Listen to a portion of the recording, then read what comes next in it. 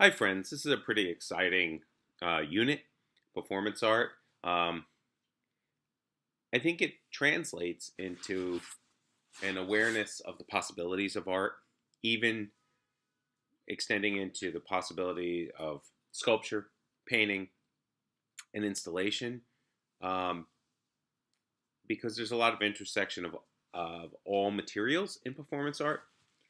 But conceptually, it allows us to consider other aspects than solely just a visual and aesthetic experience.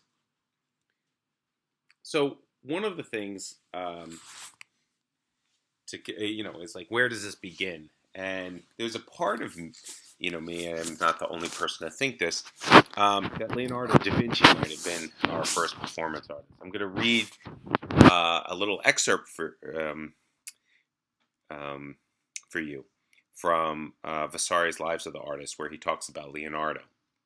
What I'd love, I'm not going to read too long, but what I would love is, while I'm reading this, for you to imagine the scene that Vasari is describing Leonardo performing. This is really funny. So this is speaking about Leonardo from Vasari here. In Rome, he developed a paste out of a certain type of wax, and while he walked, he made inflatable animals, which he blew air into, making them fly through the air. But when the air ran out, they fell to the ground.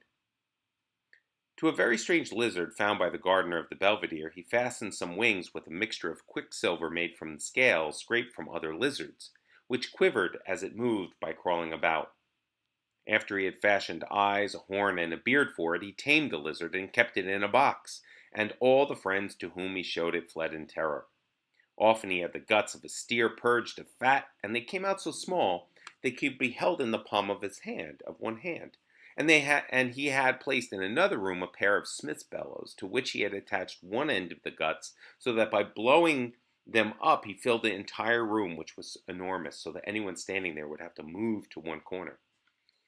Pointing to these transparent forms full of air, Leonardo compared them to talent, since at first they occupy little space, but later come to occupy a great deal.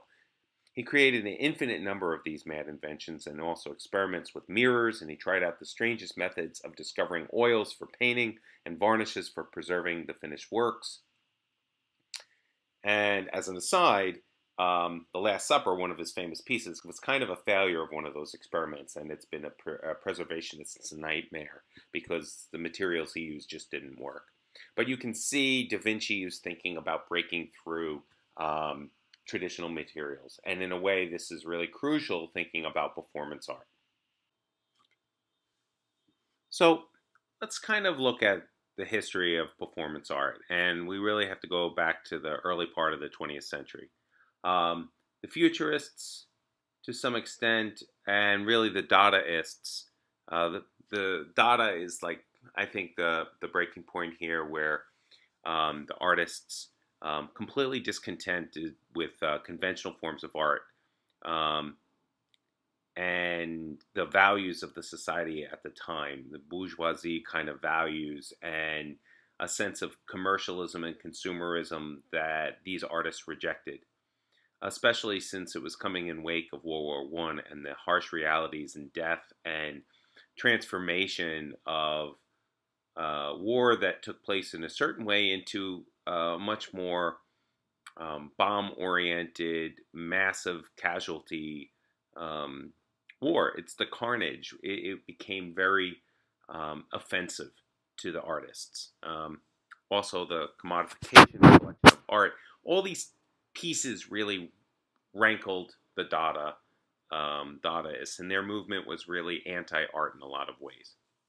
So we'll look at that, and really futurism is partly thinking about how um, art might take a different form.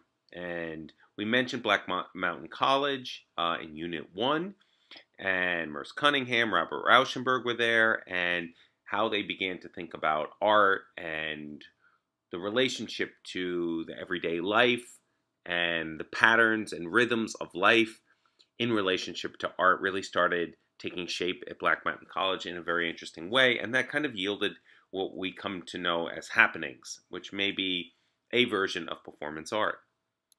Um, and also, if we think about a 20th century performance, the body is primarily used. Okay, sometimes it's also known as body art. Time also becomes a theme within performance work. So we're going to be thinking about the body and time a lot. So I'm going to take you back to Dada a little bit and give you some examples, right? It's not a style, it's a practice with a variety of approaches. So they sort of tried to challenge this idea that when you do Dada, you paint in a style. No, they always wanted to shock the viewer, to challenge what it meant to make art. And it was taking place in a few different locations, generally cities: Zurich, Berlin, New York City, and Paris. And they wanted to really get viewers to question what they thought art was or what art could be. We're going to watch a little video now. It's not Hugo Ball doing this, but it's a recreation of it, of a sound poem that he wrote. Okay? And he was dressed up in this getup.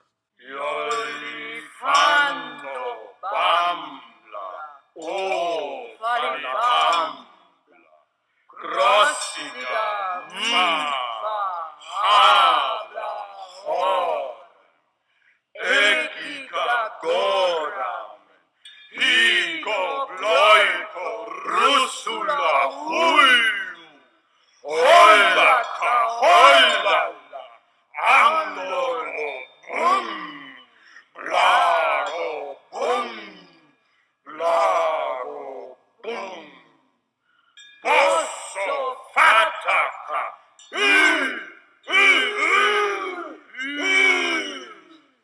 Sampa, bulla, vossa, olopo, hey, tata, gore, eshiget, zumbata, vulupu, supu, ulu, supu, tumba, ta, kusa, gauma, ba,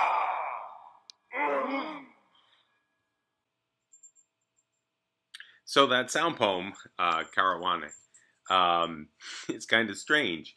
And I think that strangeness is really one of the crucial elements for the Dada. There were a few different styles, right? It was a phonetic poem, the Brutus poem, and it was invented by Richard Huselbeck. They also, these Dadaists, Tristan Tarza created a simultaneous poem. So imagine a poem read in different languages, right? Different rhythms, different tonalities, and by different people, all at the same time. And they also had movement poems, where you had poems accompanied by primitive movements. So here's some quotes, and it in a way, it was written about. They kind of called it a fusion of poetry, theater, art at a nightclub. And I think on a stage of gaudy, motley, overcrowded tavern, there are several weird and peculiar figures. Total pandemonium. The people around us are shouting, laughing, and gesticulating. Our replies are sighs of loves, volleys of hiccups, poems, moos, and meowing of medieval brutists. We were given the honorary title of nihilists. And that's Jean Arp. And here Hugo Ball says, our cabaret is gesture. Every word that is spoken and sung here says at least this one thing, that this humiliating age has not succeeded in winning our respect. George Grosz later recalled his Dadaist art was intended as a protest against this world of mutual destruction. So it's a really powerful notion, and you have to remember the context, right? World War One. There's just this idea that you're in no man's land or in trenches, shooting across at each other, and just everybody's dying, right? Their friends go off to war and come home dead, in body bags, or they come back injured and maimed. Otto Dix was an artist, and a lot of his paintings show really deformed figures that are the kind of repercussions of war. And I like you to ask yourself a question: is it an idea about an age winning respect? Is that a valuable question to ask? Right? Does the age we're living in now deserve our respect? And and I think once you start asking these questions, right, however you answer them, you begin to question um, what is acceptable art, what is the value of art, having been done the way it's been done, or should we try something new? They did these performances with masks, right? Um, and here, they're talking. We were all there when Janko arrived with his masks, and everyone immediately put one on. Then something strange happened. Not only did the mask immediately call for a costume, it also demanded a quite definite, passionate gesture bordering on madness. Although we could not have imagined it 5 minutes earlier, we were walking around with the most bizarre movements, festooned and draped with impossible objects, each one of us trying to outdo the other in inventiveness. The motive power of these masks was irresistibly conveyed to us. What fascinates us all about the masks is they represent not human characters and passions, but passions that are larger than life. The horror of our time, the paralyzing background of events is made visible. That's Hugo Ball. And so you start seeing this all-out war against the social, political, economic, and cultural structures, right, that permitted and supported such violence. So let's slow that down. You have nationalist politics that lead to this violence. You have bourgeoisie values lead to this type of violence and war. It's a complicitness, right? The communicative functions of language, the niceties of language and our protocols might yield the violence that they're talking about. Pious social mores that we repress ourselves and the way it sort of explodes can be violent. I would argue if any of you have seen The Purge, right? It's a movie. It's a society free from conflict except on one day of the year. And I think some of the sort of valve that they were trying to tap into was to break down some of these repressive functions of society. Um, Tristan Tzara declared, Dada remains within the framework of European weakness. He's saying, hey, we're still not perfect here. It's still shit, but from now on, we want to shit in different colors so as to adorn the zoo of art with all the flags of the consulates. Um, that's a lot to take in, right? But I'll take us through just a little bit. So let's move after World War One. The Bauhaus is created, and you begin to start extending the notion of art as not just painting, but industrial design, right? Furniture design itself, um, print, propaganda. A lot of factors all come in. Um, and the Nazis end up closing down the Bauhaus, which was like an incubator for this kind of cross-disciplinary work. Many artists moved to the United States. Joseph Albers was one of the first teachers at Black Mountain College, and he brought Zanti Shawinski to create stage studies at Black Mountain College, who was originally at Bauhaus. For 44 on, it was known for its summer schools. A lot of artists came. Buckminster Fuller, the famous architect and artist, John Cage, Merce Cunningham, and Cage's manifesto, right? The future of music suggested that everyday sounds, such as static between radio stations, should be considered material for experimental music. Merce Cunningham followed a similar principle with dance using everyday movements such as walking. And this connects to Klaus Oldenburg that we talked about with the street, right? This connects to what Rauschenberg was trying to do in thinking about the kind of the minimum piece of what art could be. And this using the material of the everyday, the vernacular glance, right?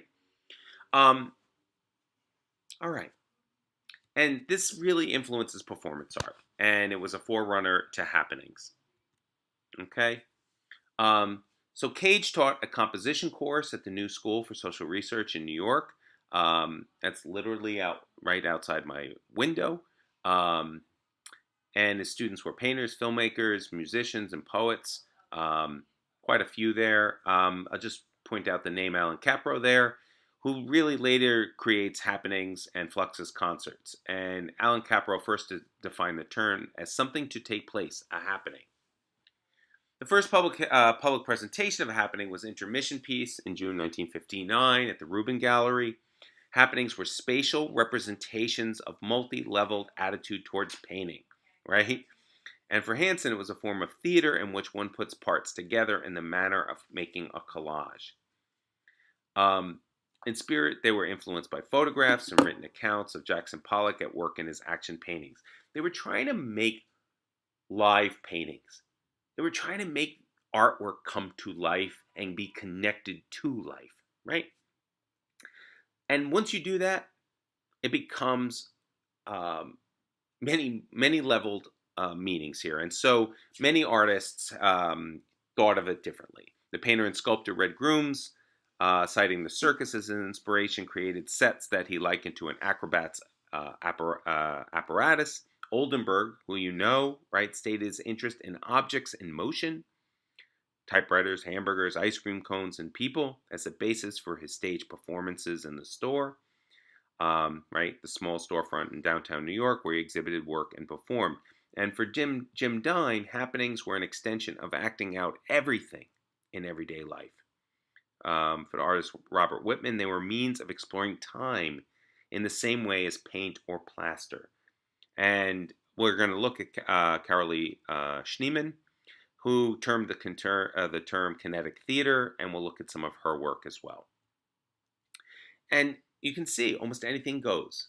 And with that, and I think this is the key for you to think about, we see the breakdown of the art object, a dematerialization of it, right? So where does the art live? What could constitute art? It's all now up in the air, especially when it can happen in real life, whether it's the forerunners, those Dada poems, or some of the new pieces we're going to look at. A Fluxus artist, Jeffrey Hendricks, said, "What's relevant for me in art isn't objects, but what hovers in a metaphysical space, somewhere between the artist and the object he is grappling with. I find art where I least expect it." So, performance art becomes a prominent medium in the 60s and is now widely accepted. You'll see it in museums, you'll see it in galleries, there are happenings, people will flock to see it. Often they're connected to installations, political activism, and actions. And well, we'll talk about actions. Artist Joseph Beuys really kind of terms it that intersect with body and art. General things to think about. And I encourage you to take notes here, right? Especially as you respond to the works over the next couple of weeks. In general, performance art pushes against traditional materials and gallery system. It uses, it borrows, it appropriates from other art making processes, whether it's dance, collage making, etc., artistic disciplines, societal work, rhythms. We could have rituals and other aspects of culture. So it's taking from anything, and actions. And so Beuysian would refer to the artist Joseph Beuys. We'll look at one of his performances. We'll talk about him as well. And actions are more of a Beuysian framework, and it distinguishes it from theater in that he believed it's way more pointed in its aim. It has a job to do. Some well-known performances. I want you to know these by the end of this unit, and they're fantastic. And a lot of them you'll look at on your own. Some of them I'll be showing you in synchronous class time. Okay? I'm not going to read through all of them. You can look at this. You could say body art could have been said to have emerged from the early 1960s happenings. And it's basically a notion that the artist's body was an artist's prime material. Not their mind, not their gesture, but their body itself was its prime material. Works were created emphasizing social and political polemics, violence, or aggression, presenting the artist as a shaman or the idea of the artist's body as an aesthetic object. And we're going to look at more contemporary performance artists next unit. Most of these are really only the no art piece, and to some extent, a little bit of the 80s, but for the most part, it's 60s and 70s here, which was our plan. Okay, we'll look at more artists next unit, and make sure you check out the Yves Klein lesson. Enjoy. Thank you.